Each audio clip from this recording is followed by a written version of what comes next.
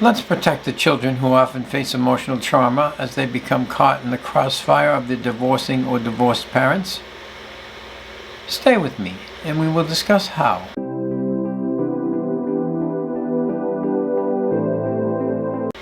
Greetings, daters of all ages. I'm John F. Whitney, author of the book, I Do If It's Equitable, a philosophy for dating and marriage to avoid the potential horrors of divorce.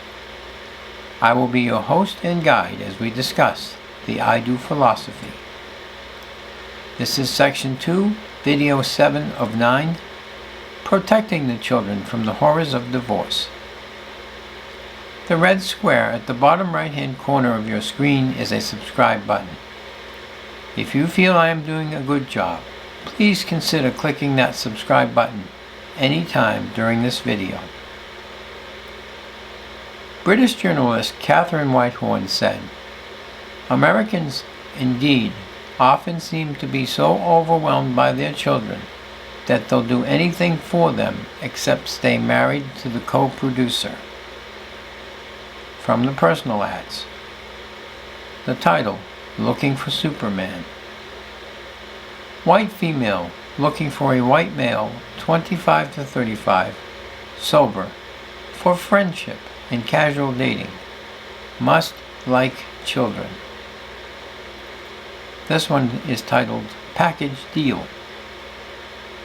Family-oriented, thoughtful, sensitive, goal-oriented white female, 30, with 2 beautiful children.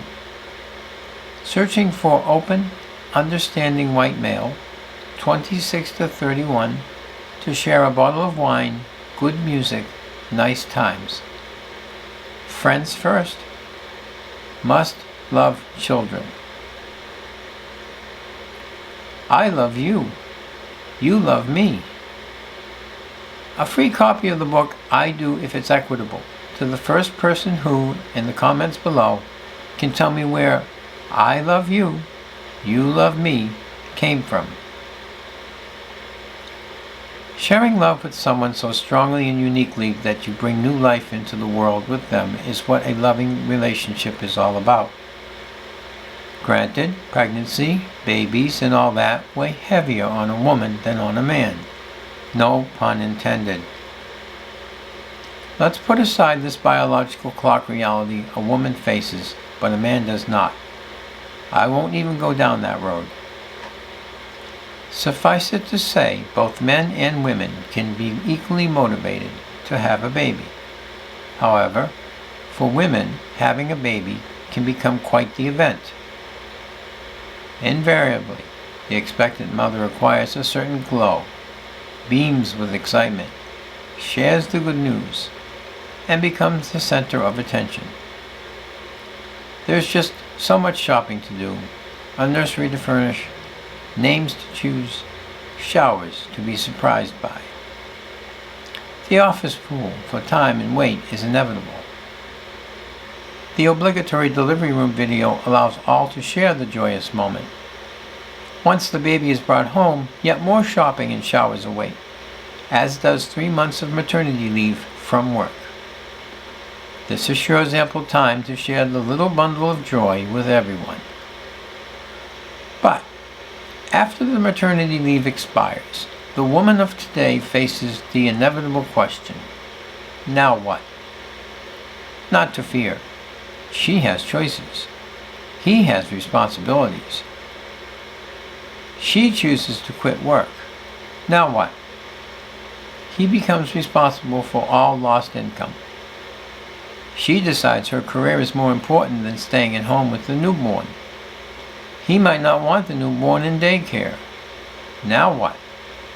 He will be fortunate if his career allows him to work from home so he can remain with the child.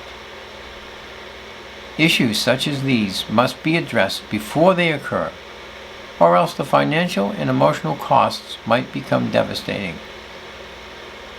Please do not misunderstand.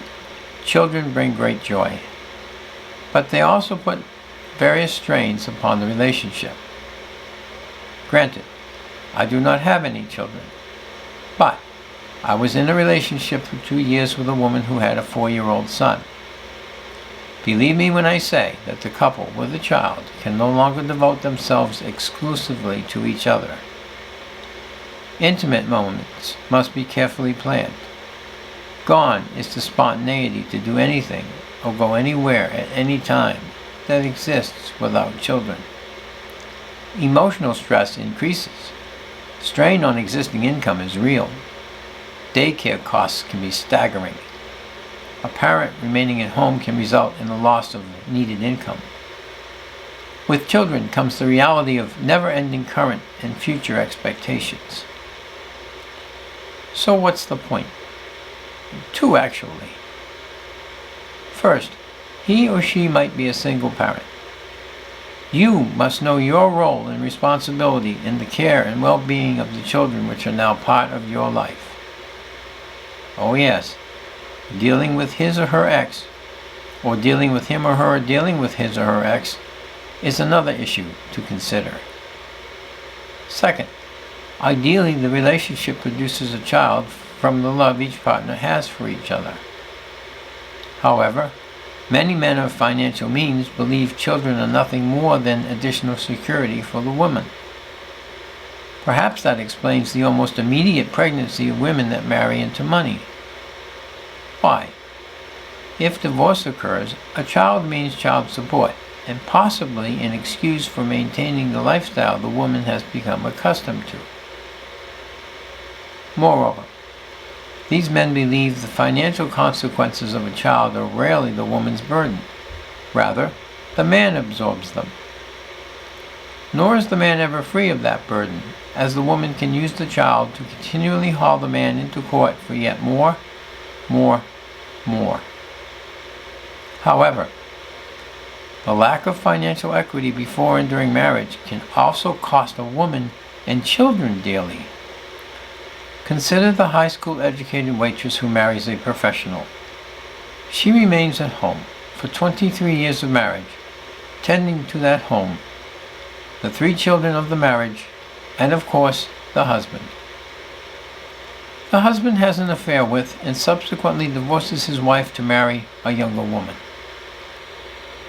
He provides a minimal existence to his former family, but lavishes the new wife big time. Sadly, the ex-wife is powerless to do anything, as he earned and controlled all the income during the years together. She has no funds to fight for her intangible equity, raising the children, tending to the home, caring for the husband. Had she applied the I do philosophy before marriage, she might have insisted upon a given percentage of equity for each year married. Or, after an accepted period of marriage, she would earn equal status for her homemaker role. In this way, after 23 years of marriage, she would have something tangible to show for her dedication to the marriage. In turn, she is at least assured a given percentage of any bank accounts, cash in hand upon the sale of any property, etc. She might also have written into her I do contract a provision that gave her possession of the home. Finally, she could have insisted upon an annual stipend, a percentage of his income, pocket money if you will, to spend as she wishes and give her some financial independence. You get the point. Given her lack of income earning potential and expected homemaker role, she must assure equity for herself.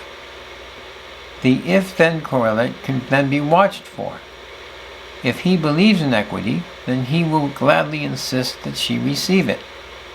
If he balks, then maybe she should reconsider marriage. Oh, but there's more. Consider another example of a woman clearly left in a bad situation by an unworthy life partner. To make a long story short, she is a nurse who only learned what he was after she married him. Why? Because she never discussed issues such as children and shared responsibility while they were dating. In time, the strains of a wife and 3 children born very close together became his excuse to have an affair. He then abandons his wife and children, divorces her, and moves out of state with the new woman. He will not pay child support. His reason? he has a future wife and family to provide for. She must work 2 jobs to make ends meet. 3 children in daycare is an expensive situation to deal with. Sadly, he cannot be served a subpoena while he is out of state. The time for her to have discovered his true nature was before they married, not after. That is, the I do philosophy might have allowed her to avoid this man and the disaster that awaited her by exposing his selfish, reckless, and destructive behavior before they were married. Furthermore, she would likely have some recourse in a breach of contract that she does not currently have. All this stated, do children mean greater financial security for women as men believe? Or are women left with the responsibility of children during marriage and after divorce as they believe? I don't know, and I don't care. What I do care about are the children, who are the true victims of all conflicts and consequences their parents create. Therefore, to protect them, let's consider any children of a relationship as stockholders. As stockholders, children do not actually produce profit, but are entitled to a share of it. Each partner in the relationship is expected to meet the needs of these stockholders on a prorated or other accepted basis. The I do philosophy should answer some of the abuses in the current system by clearly defining the parental and financial responsibilities of each person during and after the relationship. This should erase the real or perceived beliefs and fears expressed by men and women regarding marriage or divorce inequities. Specifically, men need not fear a stacked deck they believe exists, and women need not fear abandonment and or losing equity in the intangible contribution they gave to the marriage. Moreover, it might expose high-risk situations, unworthy prospective partners, or other dangers before the marriage occurs. Should any of these possibilities occur, the children involved are ultimately protected as they should and must be. Our purpose: to equitably provide for the needs of any children of the relationship. Our goal: to establish guidelines by which the financial responsibility of any children is shared. The ultimate goal is to guarantee the well-being of the children while assuring that one partner does not and cannot use or manipulate the children to that person's benefit. Item number 1. Material and financial needs of any children will be provided by each partner on a prorated equitable basis or taken from the joint account. Presume both partners work. His take-home pay is 3 times hers. One of the children needs a new coat. The coat costs $40. He contributes $30 while she contributes $10. If they choose, the entire amount can be taken from the joint account. This is still an equitable and fair solution, as he is placing 3 times her amount into that joint account. Item 2. Children from a prior relationship remain the responsibility of their biological parents as ordered by any court. But be forewarned, you might be expected to become, or might become by default, the provider for any children from a previous relationship. Know and accept this responsibility from the outset. Item number 3. Upon termination of the relationship, and as modified thereafter, any children will be provided for by each partner on a prorated, equitable basis, unless otherwise ordered by a court. Perhaps the lifestyle prior to the relationship of the person awarded custody can serve as a baseline for a minimum lifestyle the woman can expect. The other partner may provide more than this baseline as desired, but is not bound to do so. Obviously, any amount each would provide cannot be less than the amount mandated by applicable state law. For an example, he is an electrician, netting $60,000 per year, and she is a part-time receptionist. They have one child. They rent an apartment. They divorce. She is awarded custody. Prior to the marriage, she lived in a comfortable 2-bedroom apartment costing $1,100 per month. This becomes the lifestyle she returns to. His income is 10 times her income.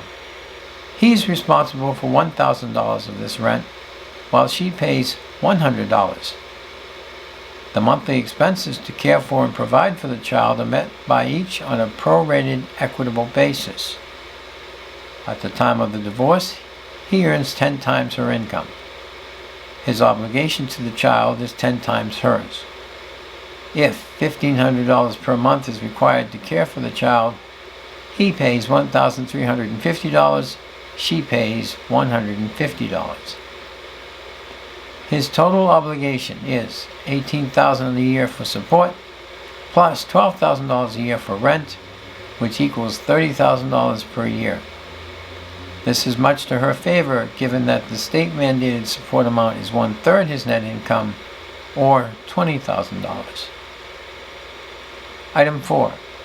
The well-being of any children will remain a priority over the needs of each partner. A worthy life partner will not discuss their well-being before the well-being of any children is addressed. A worthy life partner will not accept or allow the children to suffer because the relationship is failing or has failed. A worthy life partner will not tolerate any physical, emotional, or psychological trauma toward a child at any time. Item 5. I will not use any children as leverage to extract greater financial or material assets than I have equitably earned. This should eliminate the seemingly endless court battles for more, which one ex might wage against the other. If the I-do philosophy is adhered to, both partners will equitably provide for the children. Both will know their responsibility before, during, and after the marriage. Both will be held to the same standards of conduct. A court battle should only occur if one ex fails to comply with their responsibilities. Otherwise, new lives await all concerns.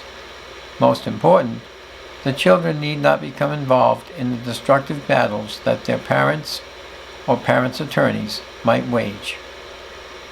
Item 6. Proper care for the children may require a homemaker be present. If so, the best interests of the children are the first priority. Logically, the partner whose income will be missed less should assume this responsibility. However, traditional roles may be reversed.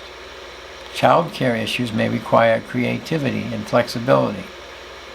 Any answer is acceptable, so long as the equity of the I-do philosophy is maintained and the needs of the children are met. Item 7. I will not use any children as pawns to manipulate, control, or hurt my former partner. For example, the former husband signs a child up for baseball without discussing the matter with the former wife. She is furious as her work schedule will not allow for this to be possible. The child faces disappointment as the baseball games are taken away from him. He sees his mother as the bad guy in this loss, and he witnesses his parents battle over the issue. The second example. An ex-wife is furious that her ex-husband is dating another woman and showing this woman a better time than she had. The ex-wife drags the ex-husband, the daughter, and if possible, the new girlfriend into court seeking more money. After all, if the ex-husband has money for the new girlfriend, then certainly he has money for his daughter's well-being. The ex-husband sees this as another excuse for his greedy and selfish ex-wife to obtain yet more money. She used the last support increase for a trip to Rio. His attorney intends to prove she is an emotional danger to the daughter, whose innocence is being lost to the war raging between her parents. This concludes our discussion on protecting the children. Our next topic will be a real-world example of the construction of an I-do marriage contract. I hope you will join me. If you learned anything of value, please consider hitting that like and share button.